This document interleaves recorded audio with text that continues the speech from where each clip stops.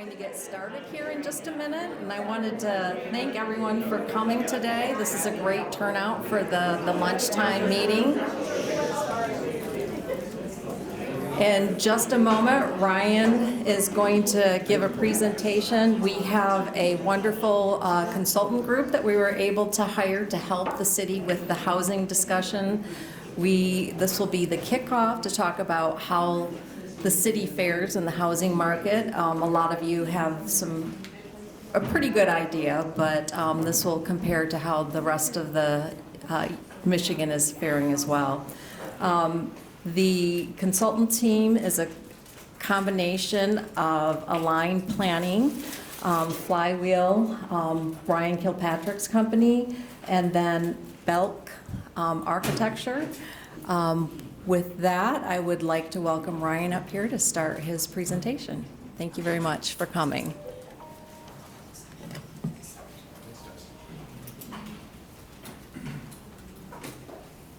Good morning. Morning. All right, pretty good. Thanks for coming this morning. Thanks for dedicating time out of your day. Ooh, can I just take this? No. All right, I'm going to be stuck here. Normally I will walk around, but I'll hang out right here. Okay. So as Darcy mentioned, my name is Ryan Kilpatrick. I own a company called Flywheel Community Development Services. We work all over the state of Michigan helping communities understand how to build momentum towards their housing goals.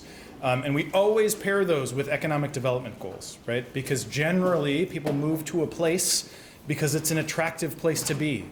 Either because they're drawn by a job or they're drawn by family. Sometimes they're drawn by natural resources. Most of the time it's a combination of those things.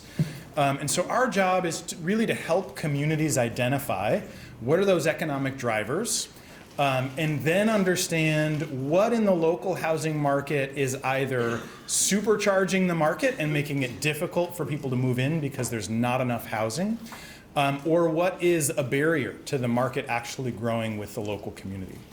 So I'm going to talk about trends that are happening across the state, and I'm going to talk about some specific things that we've identified are happening in Battle Creek. Know that you are the local experts. Not once today am I going to ever pretend that I know more than any of you about Battle Creek.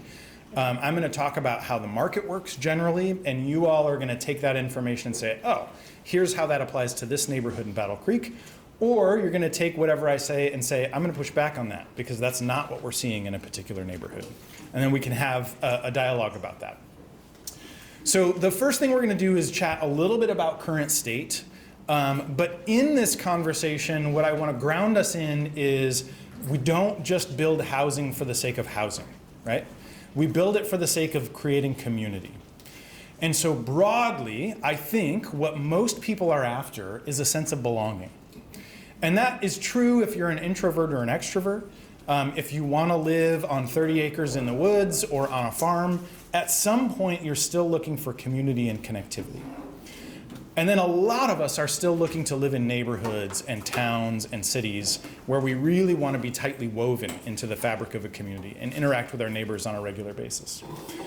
In order to do that, we need a robust local economy and we need a resilient natural environment, right? I don't know anybody that's super excited to pave over all of the green space in their neighborhood or in their broader community. And so figuring out how do we balance growth and development with the gorgeous natural places that we have all over the state of Michigan. And then lastly, this is about creating a high quality of life, right? Again, it's not just about creating boxes for people to live in. It's about creating a life for folks that they can enjoy and live richly, regardless of their income. So if we have a growing economy, when we have a growing economy, generally what we have is a growing workforce. Now, what's happening at this particular moment in time is there are some communities that don't have a growing economy. They have a stagnating or even a declining economy, but they still have to grow their workforce. Why in the world would that happen? So partly what's happening right now is over the next 5 to 10 years, we're going to see a massive wave of baby boomers retiring, right? Almost all of those people are going to maintain a home in the place that they've lived for the last 10 or 20 or 50 years. They might also buy a second home someplace else, and then they'll go back and forth. Some of them will move someplace else permanently. But in large part, all of those baby boomers who are going to retire are going to stay right where they are. Now remember what has happened over the last 5 years. Prior to 2020, interest rates were 3.5%. Property values, they were on the upswing, but they hadn't quite jumped the way they have over the last 3 or 4 years. And so not only do we have baby boomers who are well established in the community and about to retire, they're also a little bit trapped by the interest rate that they got prior to COVID, right? If you've looked at downsizing recently or changing your housing situation at all, what you've noticed is if you're in a 3% mortgage right now and you look at buying something that is smaller, it's probably more expensive than the house you're living in now. And with interest, it could cost close to double what you're currently paying in your mortgage. And so for all of the people, when we've been talking about aging in place for 20 years and how important it is to allow people to age in place. And what we thought that would mean is that folks who had big suburban homes in great school districts, as their kids grew up and moved out, they would move out of those big suburban houses and into smaller houses closer to libraries and civic theaters and all of the kinds of amenities that we've created in our downtowns. But they're trapped by interest rates. Unless they have a lot of money and they really want to move, it's hard to get out of that low interest rate. So, but what's important to acknowledge is even as they retire and stay in their homes, all of our local employers are going to have to hire new members of the workforce to come in and replace those baby boomers, right? To come in and take the jobs that the baby boomers are leaving behind. And oftentimes it's the Xers and the millennials who are going to step up into a boomer's role, but then we've got to hire younger people or newer people into the community, and they're going to need a place to live. And unless our older members of the community want to move out to make way for the newer members, we're going to need more housing to accommodate that shift in generations in the workforce, right? So I want you all to remember this, because what will happen, I promise you, as we're having conversations about changing the makeup of the housing that represents Battle Creek, is people are going to say, wait a second, our population is barely increasing, if at all. Why in the world would we need to add more housing? This doesn't make any sense. The reason is because we don't want people to have to move out in order for new workers to be able to move in. The one other thing that's important to understand is we also have a generation of young adults who for a long time in the 20-teens were trapped with their parents, right? They couldn't get out of their parents' house. They were living in the basement or in their old childhood bedroom. And I think gradually since 2022, we've been able to see more of those young adults move out of their parents' homes, but many are still struggling because we haven't built enough smaller options, starter options for those young adults to move into. And so again, what we're seeing is not an increase in population. So 5 years ago, it was mom, dad, and 2 kids living in the same single family house. As those 2 kids reach their late teens, early 20s, and they're ready to move out, they're not adding to the population, but they are adding to housing demand because they want to move out of mom and dad's house. So keep those things in mind. Now, the other really important thing to keep in mind as we're having this conversation is, what does affordable mean? So oftentimes, raise your hand if when you hear affordable housing, you assume it's subsidized. Okay, some of you aren't being honest. It's okay. Most of the time, when I go into communities, when people hear affordable housing, what they assume is, oh, Section 8, right? They assume deeply low-income affordable housing. I say yes and to that, right? Yes, affordable housing is sometimes subsidized. But what we mean when we say affordable is it's affordable to the person living in it. And that's true whether they're earning 30 grand a year or 50 grand a year or 100 grand a year. If they're living in a place that is not affordable to them, meaning they're spending more than 30% of their income to live there, that's a problem, right? Because if we're overspending on housing, that makes it harder to spend on childcare, saving for retirement, saving for a car repair. Yes, ma'am? Now you're saying $1,250 for somebody who makes $50,000. Is that just the mortgage? Does that include insurance, taxes, repairs? Yep, if you own your house, that's got to include insurance, taxes.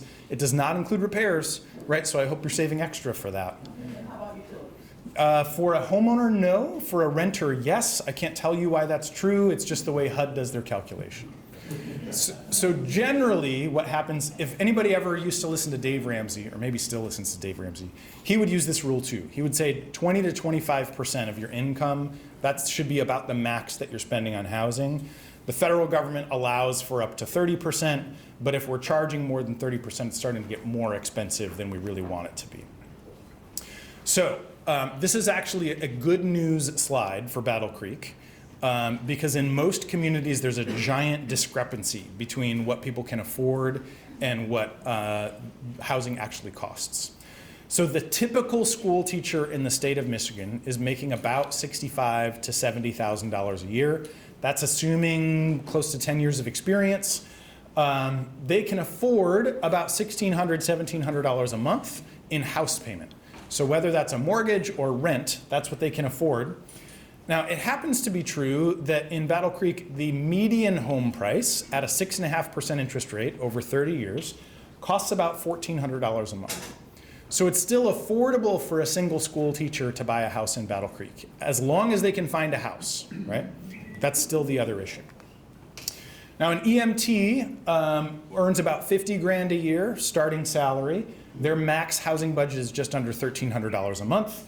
Median rent is about that, right? So we're right on the bubble right now for our emergency technical workers in the community. Now, again, the good news is a lot of other communities I'm in, there is a vast disparity. What we're seeing is rents in the $1,800 to $2,000 a month range, while these folks are only able to afford $1,200 to $1,300 a month. You still have a big opportunity to maintain affordability for these middle income households. And then lastly, our retail and restaurant workers, sometimes the folks who really allow us to enjoy living in a place, they're earning a little bit less than it costs to survive in Battle Creek at an affordable rental rate. So we need more options in that price point. Now, how does overall housing supply impact price? And how does market rate housing impact affordability for low income residents? These are really important questions that you all as community leaders are going to grapple with over the next several months, right? And these questions are going to come up, and there will be myths and there will be truths, and it will be your job to help people sift through what is true economically and what is something people believe but is not rooted in economic data. So broadly speaking, when we have a lot of a thing, this is taking you back to Economics 101. How many people took economics in high school or college? Okay, great. You remember these supply-demand curves? Super fun. When we have a lot of people who want a thing and there's not enough of the thing, what happens to price? Goes up, right? Basic law of supply and demand. If we have a lot of a thing and not very many people who want it, what happens to price? Price goes down. Great, okay. You get economics, I'm gonna give you an honorary diploma. Now, what happens if prices get too expensive on a thing? Do people keep buying it or do they stop buying it? Yeah, demand starts to level out. The more expensive it gets, demand starts to level out and people are like, forget it, I don't want that thing. That applies really neatly to things like cell phones, right? To things like a new washer and dryer, right? These hard, durable goods that are nice to have, but not a necessity to have. As price gets too high, we opt out. Housing doesn't work quite that way, right? As the price of housing continues to rise, most of us don't have the option to say, never mind, I guess I won't live anywhere. Most of us are gonna say, well, shoot, I don't know what I'm gonna do, but I need to have a place for my kids. I need to have a place for me. I'm gonna have to pay the rent, regardless of what it is. Eventually, people start to double up, right? They start to share houses. They get creative. You start to get kind of underground solutions that may or may not be sanctioned by the local zoning ordinance, right? Which is important for local families to be able to have that flexibility, but frustrating to the local zoning administrator who's like, whoa, whoa, whoa, you got like 9 people living in one house and they're not all related. Imagine trying to enforce that. So part of what we need to be able to do is understand, how does supply actually impact price? One of the big concerns that we hear in a lot of, especially urban neighborhoods, where the trend, as you all know as well as anybody, was the first half of the 20th century, all of this investment happened in cities, right? We had big corporations that were getting bigger and making big investments in our downtowns, in our neighborhoods, in our public transit systems. It was kind of a beautiful thing.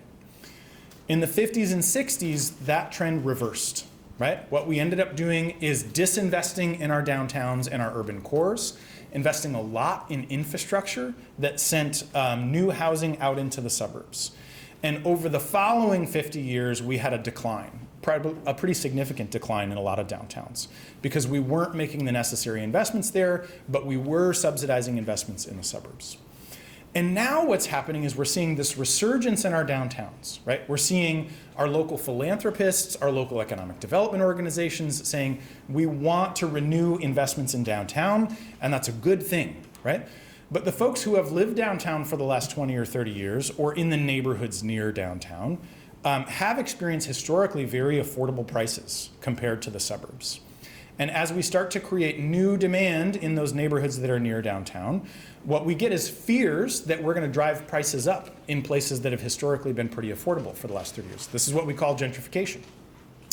Now, it's only gentrification if we're displacing the population that has been there and replacing it with a new population, right? And so oftentimes this becomes both economic and racial gentrification, and that's what we get really worried about.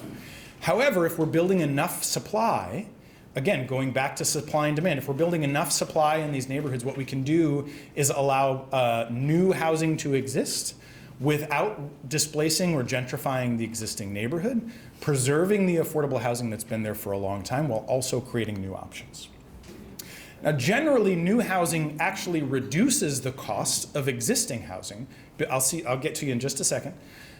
Reduces the cost of existing housing in a neighborhood because what you get is more supply in a neighborhood without a ton of additional demand. Now, when this doesn't occur is when we have a little bit of new supply with a lot of new amenity, right? We build new shops and restaurants and cafes and things that people really want to go to, but we don't have enough housing for all the people that now want to live in that neighborhood. That's when you start to get housing prices increasing a lot faster than demand, or than supply can support. Now, the last one, and I'll come to both of these questions, new housing does not reduce property values. And we've got lots of economic data from mixed income neighborhoods all over this country and other countries, where what we find is when we invest in new housing in a neighborhood, whether it's market rate or income subsidized, we do not find declines in property values. Even when established single-family neighborhoods allow a two-family unit or a multifamily unit to come into that neighborhood, we do not see any economic evidence that property values decline. In fact, what we find is property values are more stable in those neighborhoods. Now, this isn't a value judgment. This isn't me telling you how to plan or zone. It's just providing the economic data around what we see in neighborhoods when we allow a greater diversity of housing choices. We see more property value stabilization. Now, I saw your hand first. Well, about the gentrification, is it true when you build new homes in the depressed area that all property values go up, therefore the property taxes go up with it? No. No? No. So your property taxes are capped by the Headley Amendment. Your property taxes will never go up more than 3% per year. So even if your value doubles, so this is what happened during COVID, right? And it's actually a nightmare for anybody who's a first-time home buyer. Because during COVID, what we saw is property values essentially double over a 4-year period of time.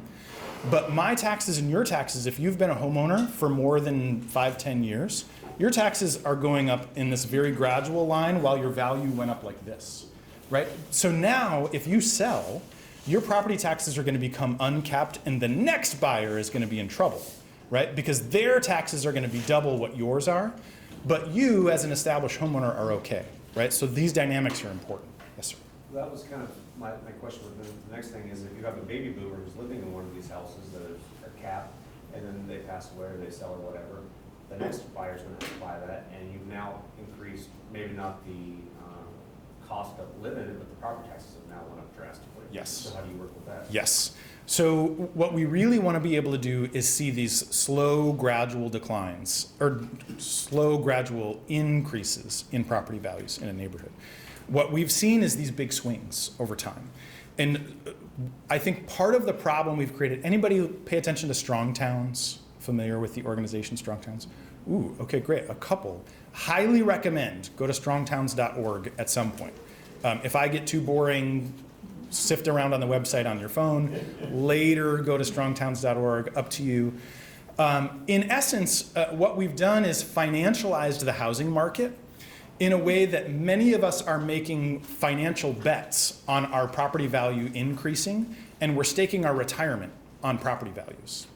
And so you can see how we get so tied up emotionally in the property value that we own, because we've bet our life savings on the idea that our value is going to infinitely increase, right? We've bet our life savings on the idea that the thing that we invested our money in will always appreciate in value, and our preference is it appreciates faster and faster and faster and faster, right? And our economic system, the entirety of the financial system in the United States is betting on that being a truth, right? You remember the mortgage-backed security crisis in 2008? Lehman Brothers goes down, turns out they held a bunch of securitized mortgages. The entire economy suffered for almost 10 years after that because of the way we have intertwined the financial underpinnings of our economy to housing. So what we want to be able to do is say, yes, you should be a homeowner if you want to be a homeowner, and yes, you should see your property value increase over time.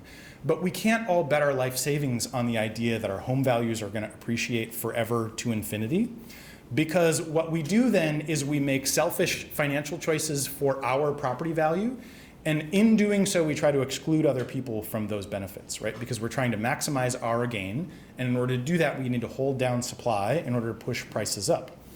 None of us are doing this consciously, right? Nobody's waking up in the morning going, right? Like, this is something that has been ingrained in American culture for 50 or 60 years, and it's all supported by federally mortgage-backed securities.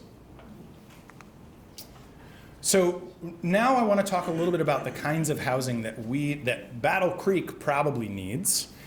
Again, no judgment about where it goes, how you plan for it. There's a bunch of workshop stuff that we're going to do later where you guys will have input into what do we do now. This is just the data for the city. So how many people are surprised to learn that 2/3 of the population in Battle Creek are single adults or 2 adults with no kids at home? So 2/3 of households do not have children living at home. 28% of all of the households in Battle Creek have kids living at home.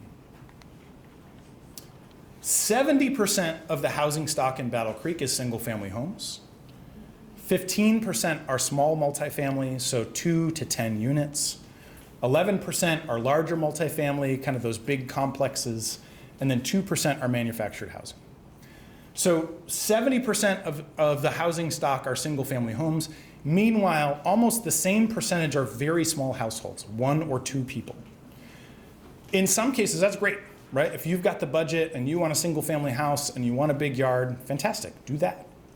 In other cases, we have single adults who need to downsize, or they got divorced, or they never had a partner, or they're just trying to launch a career. They don't want a single-family house, right? Like, the idea, so my wife and I bought a 1930s Dutch colonial on the west side of Grand Rapids, and that thing is a money pit, right? Like, literally, we had water coming out of our shower into our dining room 2 weeks ago. And we were like, where is this coming from? And you peel apart the plaster and the laths to try to figure out what's going on. Buying an old single-family house can be very expensive. And if you've got the dollars and the time to invest in one of those things, I love that idea, right? I want people to be able to do that. But not everybody in the community wants that as their housing solution. And so when 65% of households are small, 1 or 2 individuals, and 70% of the stock is big with a lot of maintenance requirements, we might have a mismatch. So the things that I want you to be thinking about as additional housing alternatives, not necessarily it's either or, but it's can we have both and, are, can we have small cottages on small lots, right? Instead of everybody having a big lot and a big house, can we have some small homes on small lots? Maybe. Can we have some attached housing, right? That works as both for sale and for rent. Sometimes you build it as a rental product in order to make it make sense, but eventually you sell it to the people who have been renting it for the last 5 years. Senior housing. Battle Creek has an aging population, right? I think the average age is 37 and a half years old, but you've got a large group of folks who are 50 years old or older. I think it's like 33% of the Battle Creek population will be retiring in the next 10 years if they're not already retired. And then the last one, we call this missing middle. Sometimes it's referred to as a 2-family or a 4-family. Allowing some existing single-family homes to add a second dwelling unit. It could be a backyard cottage. It could be an accessory dwelling unit that's inside. You might just convert it to a duplex, right? Those are all really good options. We're going to talk a little bit more about those throughout. Now here's the other really important element. A little more than half of the for sale housing market, buyers, this is data from the National Association of Realtors, a little more than half of all home buyers would prefer to be in a walkable, amenity-rich neighborhood, meaning they can walk to stuff, right? Sometimes it's parks and trails. Most of the time it's cafes and restaurants and breweries and libraries and good public schools for kids or grandkids, right? That entirety, that 53%, are willing to pay more money to live in a neighborhood like that, and they will accept less square footage and less private green space, sometimes no private green space, right? So half of the market wants that, generally across the state of Michigan. And I think Chris Lineberger at U of M might have done a walk-up, wake-up call study that included Battle Creek. Generally across the state of Michigan, somewhere between 2 and 3% of all of our land area is dedicated to neighborhoods like this. So if 53% of people want a thing like this, and 2% of the land area allows that thing, a walkable, amenity-rich neighborhood, what's going to happen to prices in those neighborhoods? They're going to go up. Okay, great. You get to keep your diploma. Okay, so why isn't there enough housing today? And doesn't the market decide what gets, like if there was really demand, why wouldn't it just get built? This is a question I get all the time. We talked a little bit about why there isn't enough housing today, right? In part, it's because we've got older folks who are about to retire or already retired, and they're perfectly happy staying put. And meanwhile, we have to attract new members of the workforce to come in behind them. And simultaneously, we've got these young people who have been living with mom and dad, and they're ready to move out. They're not necessarily adding to the population, but they are adding to housing demand. So why doesn't the market just build more housing? Let's talk about this. So this is a graph of new starter home sales as a percentage of overall housing starts that goes from 1999 on the left to 2018 on the right, and it hasn't improved much since 2018. So what happened is 1999 and prior, roughly 40% of all new home starts were starter homes, meaning they were affordable to a family earning a middle income. And so at the time, in the late 90s, that was a $150,000 house. 40% of homes built cost about $150,000, $175,000. Now, adjusted for inflation, only about 8% of all of the new homes built are affordable to middle income households. On average, what we're building is $380,000 to $450,000 homes. When we build new homes, the price point is $350,000 to $450,000, generally speaking. In the city of Battle Creek, this is your zoning ordinance. There's a map over there. You can walk up to it later. 28% of households are families with kids. 70% of homes, existing homes, are large houses designed for families.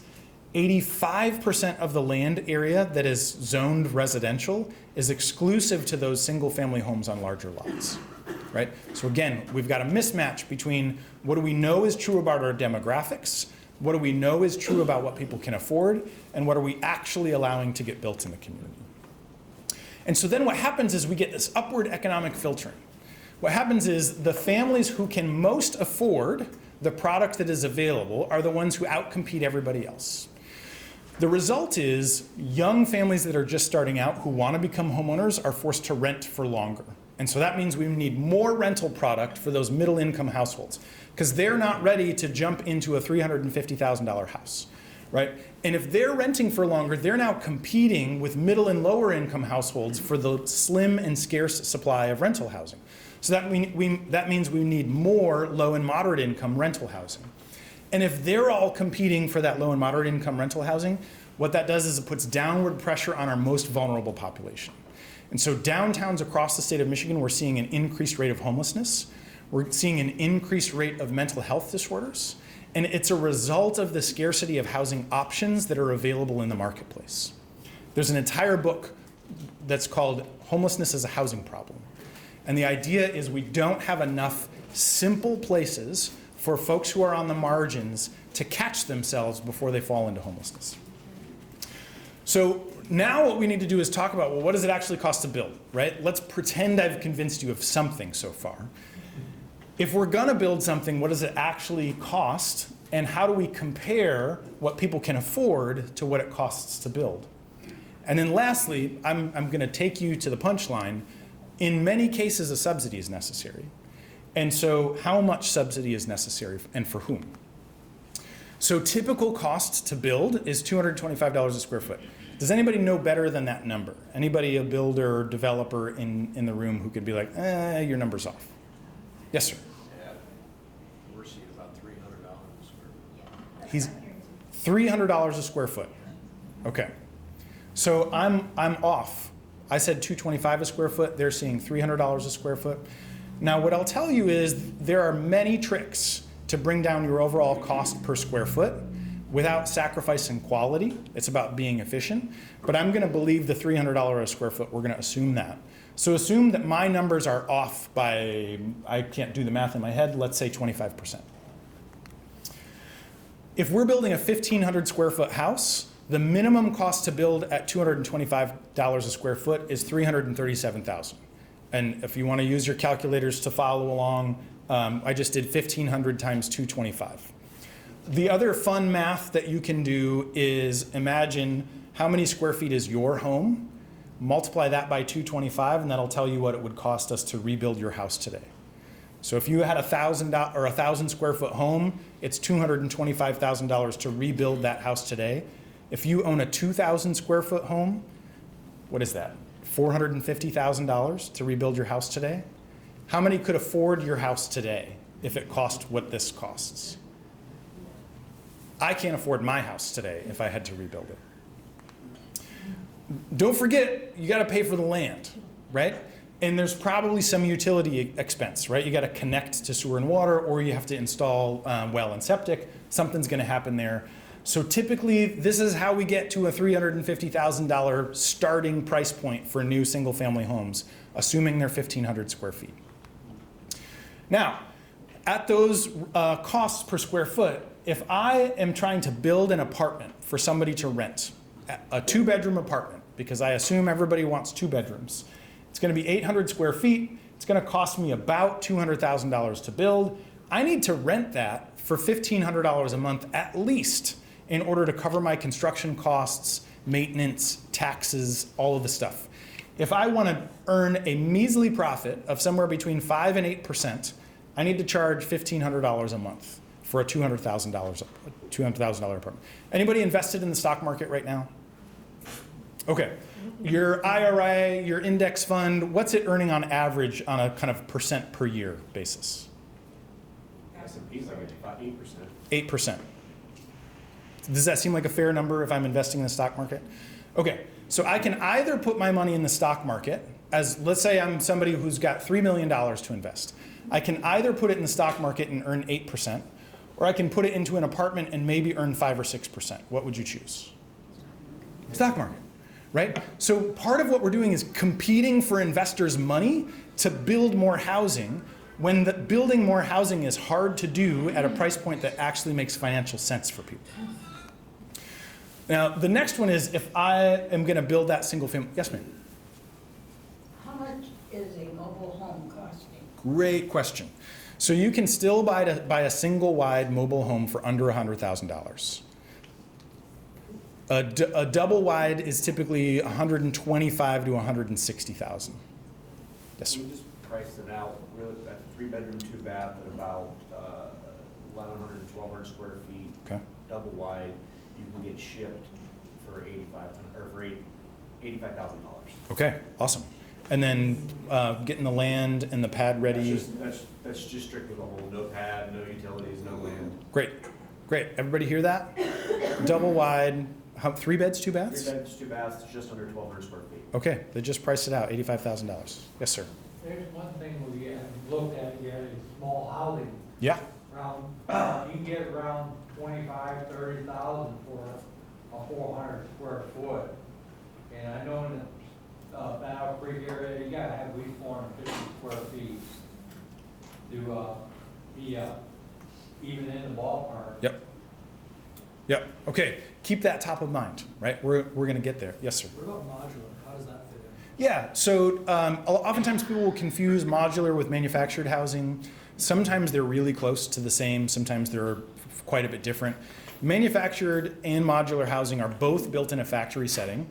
Manufactured housing tends to have thinner materials, right? You're not building always with 2x6s and gypsum board. You might be building with thinner, cheaper materials. Modular housing, you're typically building with 2x6s, gypsum board, kind of all the same levels of finish, but you're not subject to the elements of building on site. What we're finding with modular is most of the factories are in Indiana and Pennsylvania, and the shipping costs are pretty high. And so we're not seeing a significant difference in overall cost to get a modular unit into Michigan. What we are seeing is an improvement in time, right? So if I'm financing something and it's costing me 6% to finance the construction process, I might be able to get it shipped in 3 to 4 months, whereas a crew is going to take 9 months to build it. So that interest savings in time is valuable, but we're not seeing a big difference in terms of overall cost of production. Okay. So the first example, if we're building an apartment for rent, in order for somebody to actually earn a return, it's going to cost $1,500 a month in rent. We want it to be affordable to somebody who can pay a maximum of $800 a month in rent. That means I need a $100,000 subsidy on the front end in order to make that standard new 2-bedroom apartment affordable to somebody who can afford $800 a month in rent. If I want to build a single family home at $350,000, the typical mortgage with taxes is going to be about $2,600 a month. If I want it to be affordable to somebody who can afford $900 a month, I need a front-end subsidy of $250,000. Now in Battle Creek, we've got 3,500 renters that spend more than 30% of their income on rent. If we were going to subsidize just 1,000 of those 3,500 in order to get into a new 2-bedroom apartment or a new single-family home, we'd need $100 million in front-end investment in order to subsidize our way just to 1/3 of the solution. So I'm going to assume we agree that we can't quite afford to subsidize our way out of this problem, right? We can't just hope that the federal government, especially now, is going to show up with a bunch of additional dollars that will rain down on Battle Creek. You guys are extraordinarily blessed with philanthropy in Battle Creek, and yet this is $100 million is a whole lot of money, and it doesn't solve the entirety of the problem. So let's figure out what we can do to reduce housing costs. First, I just want to level set. If we need to make rent affordable to somebody who can only afford $600 a month, we're going to need a subsidy almost regardless, right? Building something brand new at $600 a month in rent, I don't know of a way to do it. I hope one of you will educate me later on how we make that number possible. Somebody earning $50,000 a year, we can get there still, right? It's still possible, but we have to allow for creativity. And sometimes what we're going to do is use a tax incentive, right? We're going to offset taxes for a few years in order to make the thing work. Somebody earning $75,000 a year, now we're starting to get closer to where we were in the 90s, right? If we're allowing for smaller single-family homes on smaller lots and sometimes attached product, we're starting to be able to get there and make it work financially. And if you're earning $100,000 a year in Battle Creek, you can still pretty much do it. So in order to solve this problem, I see you, go ahead. I'm the director of our local day shelter in Brockton. We work with a lot of people who are on Social Security income. Yep. You mentioned 30%. That's actually HUD's definition of housing burden if you're paying more than 30% income on rent, and for folks who are living off Social Security, that's somewhere around $1,000 a month income. And so if our target is $800 a month, that's 80% of your monthly income. Yes, sir. And not only is that a burden for people who are already in housing, but it's a huge, huge structural barrier for people trying to get into housing. And not just for those who are living off of Social Security, but say you're coming out of homelessness, it's your first job that you've had in a while, you might be making minimum wage. There's no way you can afford $800 a month. So we see people kind of stuck in a traffic circle. Yeah. Where they've overcome their personal barriers, but there's no safe housing at the end of it. And so they end up, it causes a lot of recidivism and relapse, and it just starts the cycle of poverty over again. Yep. So, And I'm more than happy to talk about some potential solutions to that. Single room occupancy is something that used to be pretty common. Pre-1950s, we had a lot of basically boarding houses in our towns and cities. Sometimes it was a widower would actually have rooms available for let. That was very common. If you guys remember watching the Andy Griffith Show, I don't know if you remember this, but there was actually a character who had a boarding house on the Andy Griffith Show. Right? It was a very common thing at one point, and we have slowly regulated that kind of housing out of our communities, and it's one way that we can allow it back. I've seen several hands. I think yours was In first. your analysis, have you ever taken into account, or in past jobs you've done, used 3D printing? I know in Texas and in New Mexico they're doing it at scale. I know if you do it just on your own, it's expensive, but if you did it at scale, you could probably bring down the cost. Yeah, so 3D printing is a potential solution, especially when you're doing smaller, not very intricate building typologies. The printer itself is about $1 million, and you typically have to buy a heavy-duty pickup truck to drag it around. So assume it's about a $1.2 million expense to acquire, and then it's about making sure that the regulatory code is ready for you to print a bunch of homes and make that investment worth it. So where we struggle is we don't have very many home builders with the capital to say, all right, we're going to invest in the printer, and we have confidence that the local unit of government will allow us to print a bunch of homes, and so we have the stalemate, right? And so if we had a local unit of government who said, yep, we are absolutely ready, the building code is ready, our code officials understand it, the zoning code is ready, and then they communicate to a well-capitalized builder who's going to go get trained. It's probably going to take them a couple of iterations with somebody who's done it before, and then buy a printer and bring it up here. You can see kind of where the barriers to entry are. It's solving for some of that initial hurdle. Yes, ma'am. So I see a huge influx of a need for lower income housing in our community and the property, and we're managed over 200 rental properties in the area. So I see on a daily basis families that are coming in that are making $40,000 or less. And we, dealing specifically with lower income housing, do not have the supply to keep them up, and our costs keep going up. Yep. Just due to repairs and ordinances and different things that are, hindering us from keeping housing affordable. But our general rule of thumb is their income needs to be 3 times the amount of the rent if they have to pay their utilities, 2 times the amount of the rent if the utilities are included. So I would say there is a ginormous need for families in our community, because I can tell you that the majority of them that come across my desk are making less than $60,000 a year. And building new housing is just simply not an affordable option for those families or for landlords that are trying to provide lower income housing. Yep, well said. I'm going to take you with me the next time I do one of these. Okay, so I probably don't have a lot of time left. I'm going to get through this as quickly as we can, and we probably won't make it through all of it. But your commentary is really important, because what's important is that you all are hearing from one another, and that's rooted in some data, but that you're also hearing this on-the-ground experience. So in order to solve the problem, we need a regulatory environment that supports greater choice, right? We've heard some of the needs that are out there in the community. We need to have some development incentives that actually allow new housing, as well as the conversion of existing housing into greater variety. And then we probably also need some impact capital, and we'll talk briefly about what that is. I'm going to skip through a couple of these. Bottom left, who knows where this house is? This is in Battle Creek. I randomly just dropped the little dude in Google Maps, and he landed right in front of us. So as far as I can tell, this is a single family house that had a weird addition that somebody converted into a duplex.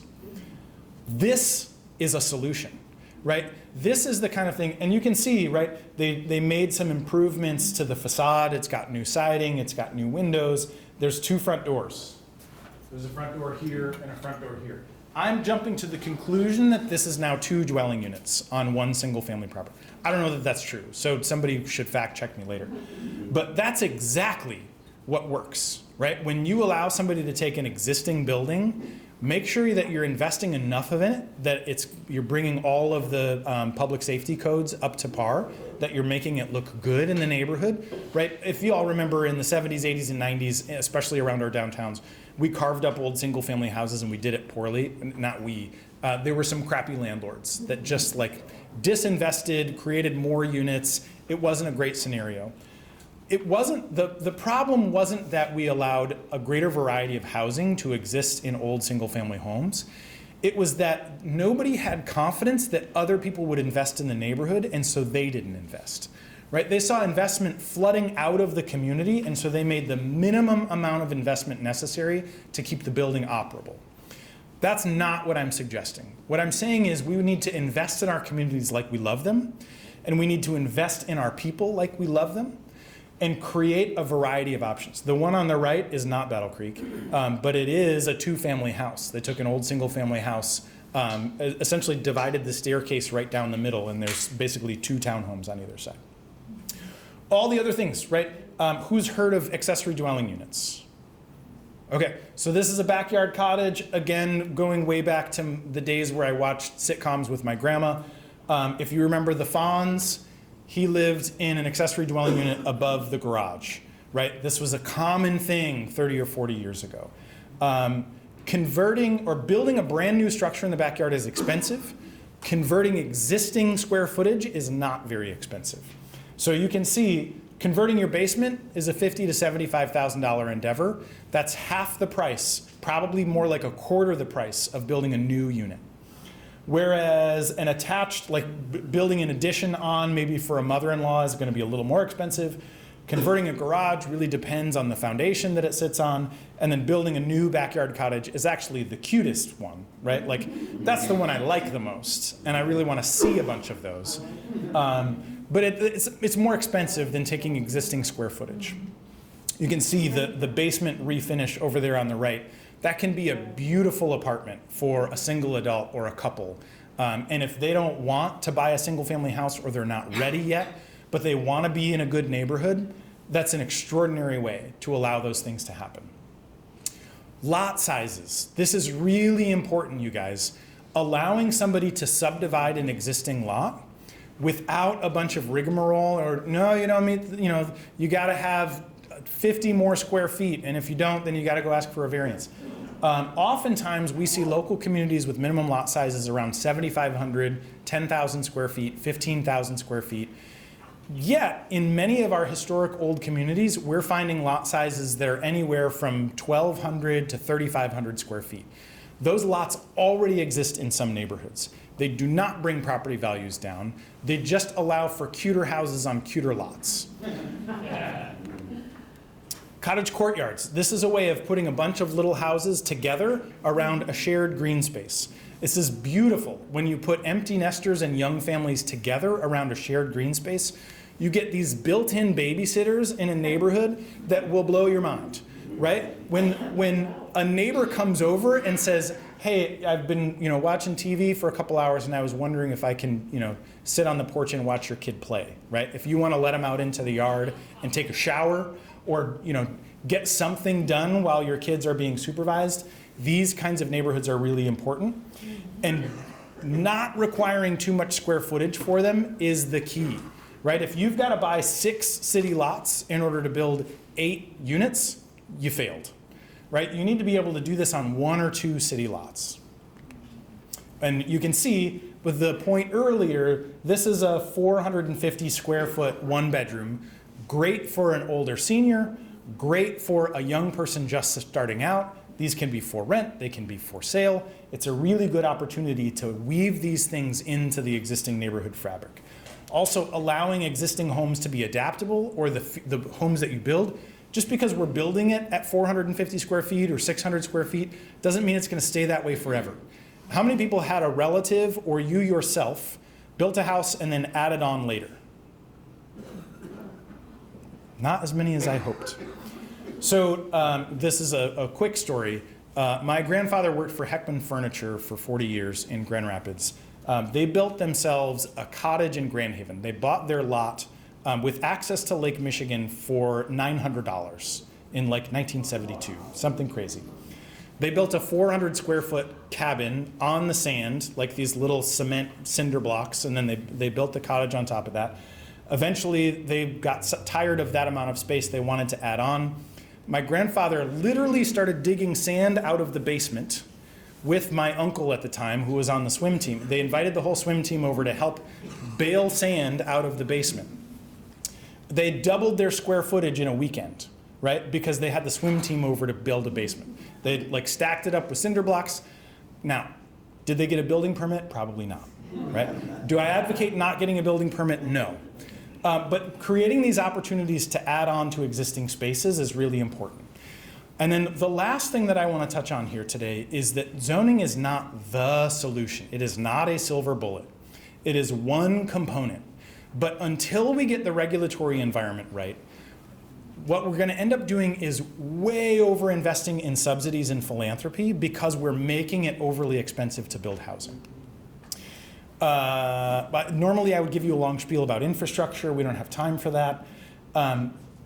Density. This is an important word. It's going to come up all the time. Those of you who are planning commissioners and city council members, everyone is afraid of the word density. And what we need to understand is density does not have anything to do with property value, but demand has a whole lot to do with property value. If we're creating neighborhoods that are in high demand, that will grow our property value. If we're creating neighborhoods that nobody wants to live in, that's going to lower your property value. Period, end of story. And so the question is, how do we together create neighborhoods where everybody wants to invest a little bit, where everybody's like, yeah, this is the place. I want to invest here. This is why we named our company Flywheel, is because we want to create that momentum, that first spark of energy that starts to create more and more energy, more and more investment, where everybody feels they have the ability to invest. So we mapped all of the vacant parcels, vacant residential parcels in every neighborhood, and you can see total parcels in view, acres in view. This probably includes some parks. It might include a cemetery or two. So discount these numbers by half, right? Just to be safe. But you can see there are properties everywhere. There is a ton of space to add housing. The question is, are we allowing the kinds of housing to get built or rehabbed or retrofitted that we actually know that we need and that we know many people want across Battle Creek? And then the last thing I'll say is, when we start to do this, what we want to do is pick a place and really, really commit to it, right? What we can't do in a market like Battle Creek is say, oh, we're going to do a little over here and we're going to do a little over there and maybe a little up in the north side. We need to have generative investment that builds upon itself so that when we're doing these creative things, we can build some cottage courtyards, we can build some little backyard cottages, some basement accessory units, and eventually we start to get this strong sense of community that could afford a neighborhood bakery or could afford improvements to the local library. And all those people are going to be walking around and making relationships and supporting one another. Because what we find is the greatest economic mobility comes not through work, but through friendships. It's when people have friends and neighbors who have opportunity that they get access to opportunity. And so when you have neighborhoods that have folks earning $30,000 and $40,000 a year living in the same neighborhood as folks earning $100,000 to $150,000 a year, that's where true economic opportunity lives, because that's how you start to build bridges across economic ecosystems. So I'm sorry I didn't get through everything. I'm happy to take a few more questions, but we got to get on with some of the workshop. Yes, Abe? Have you had any experience with like Houston? I mean, they have no zoning. Yeah. And I mean, maybe we're not advocating for complete just ditch of zoning, but yep. They seem to be doing pretty well. Yeah. Yeah, so pros and cons to the Houston model. Pros are when you compare Houston to Dallas or Austin or Fort Worth, their housing prices are 30% more affordable, right? So they saw a lot less housing price volatility because it was just like if there was demand, people would build it and they would get creative in building it. Now, there's also a lot of product in Houston that is still really spread out. It's not very efficient, and it's because of the way we finance things, right? Banks like a replicable product that they have seen and funded before. And so if I've seen and funded this model in Dallas, I'm likely to fund it in Houston. If I've never seen it before, I'm going to be a little more skeptical. So getting zoning right also requires us to bring our lenders to the table to start talking about, all right, how are we going to finance some of this creative product type? What I've seen, a lot of local lenders will be open to things that the big banks won't. Like, Yes. hey, it's our neighborhood, we understand it, we'll finance this. Yes. As opposed to a JP Morgan or something. Absolutely. Yep. And when you have community stakeholders who are willing to go to the lending table with the builder or developer, it's all the better. Yes, ma'am. I just want to highlight that the other thing when we're talking about building these kind of planned communities, where we're really being intentional about what's going to be there, is that we have to think about the role childcare plays, Yeah. especially among young families. And we need more home-based childcare, and often our zoning will get in the way of that, or other things. The quality of the house, these old homes don't get up to speed, so just another thing for us to be thinking about is like, what are the other uses for some of these houses that will add value and make neighborhoods thrive? That's one of them.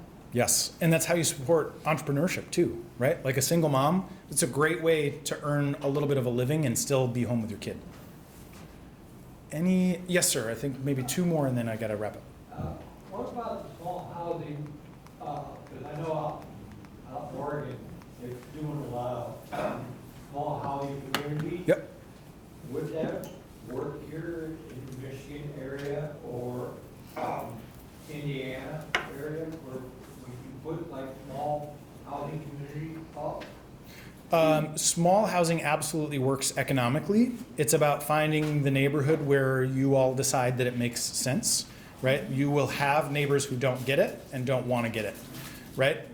You'll also have some neighbors who are champions, and it's about mobilizing the champions. Tiny homes, on the other hand, are a different story. What we're finding with tiny homes, and by tiny what I mean is less than 200 square feet, those do not retain value. They're a great short-term solution. So when we're talking about transitional housing for somebody who's trying to exit homelessness, a tiny home could be a good solution for that. But it's short-term temporary, right? It's not an environment that somebody thrives in for 5 or 10 years. I mean, I'm talking about the 450. Yes, sir. Where they got a room, couple rooms, 2, 3 rooms, bathroom. Yep. Something like that. Would that work in this community? Yeah, like I said, financially, I think those are a great solution.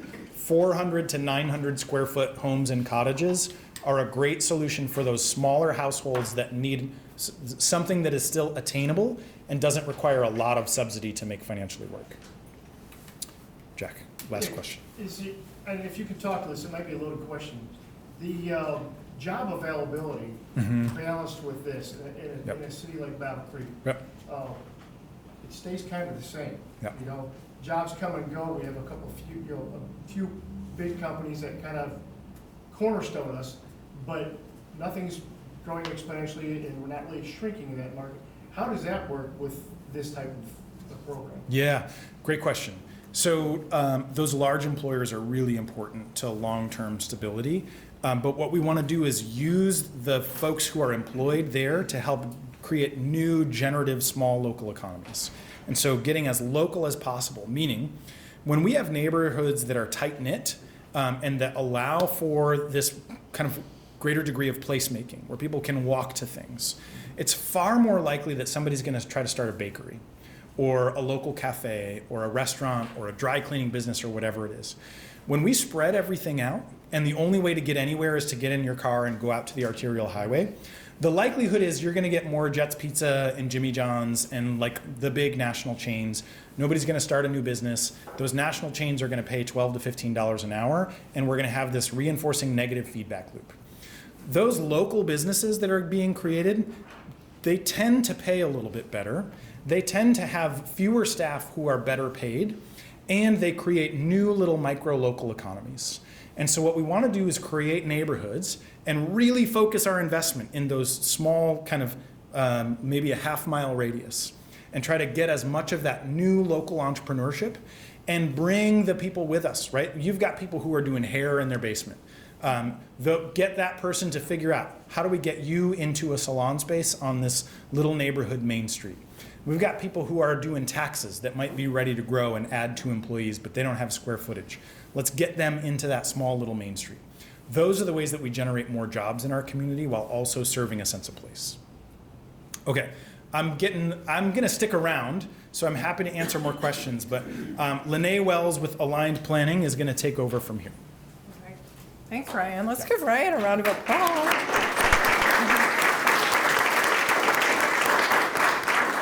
All right, thank you. Thank you all for being here. So this is our first session. We have 2 sessions today. So if you want to come back, hear Ryan's presentation again, or spend a little bit more time with the Battle Creek team, we'll be here at 6 o'clock this evening. Before we depart, though, we have a couple of activities, and I just wanted to give you an overview of what the timeline is, right? So we are working on the housing strategy element of the master plan update for the city. So this is kind of our kickoff event. It's our Housing 101 event. We have future events happening in October. We're going to be doing stakeholder sessions, which are smaller group conversations with some neighborhood representatives, people in the development community, people in nonprofits. So you will hear from us as we gear up for the October session. And then we'll also be convening in November 20th, for some additional conversations around some of the recommended solutions and get your feedback on those. So we will have dates and times coming up in the next week or 2, but save those dates. There is a QR code on the handout that you can take, and you can be added to our mailing list. We also captured your contact information when you came in, so you'll be getting some feedback from us as well, some follow-up survey we're going to be sending you. A couple of activities that we have here in the room tonight, and we're going to work to make those available digitally as well. So I know some of you might have to return to other things today and may not have as much time to spend with the activities, but I just want to give you an overview of what they are. In the back room, we have 4 aerial maps. We divided the city into 4 quadrants.